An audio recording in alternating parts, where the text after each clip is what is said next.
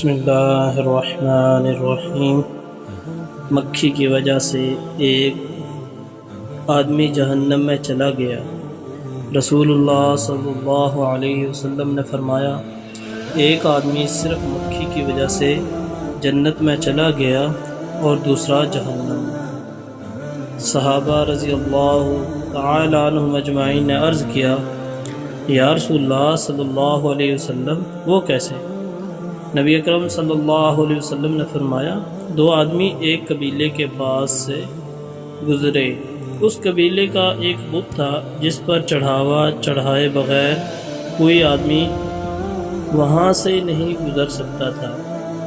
چنانچہ ان میں سے ایک شخص سے کہا گیا کہ اس بت پر چڑھاوا چڑھاؤ۔ اس نے کہا، میرے پاس ایسی کوئی چیز نہیں۔ قبیلے کے لوگوں نے کہا، تمہیں چڑھاوا ضرور چڑھانا ہوگا، خواہ مکھی ہی پکڑ کر چڑھاؤ۔ مسافر نے مکھی پکڑی اور بت کے نظر کر دی۔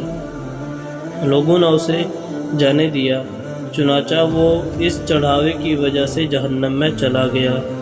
قبیلے کے لوگوں نے دوسرے آدمی سے کہا، تم بھی کچھ چیز بت کی نظر کرو۔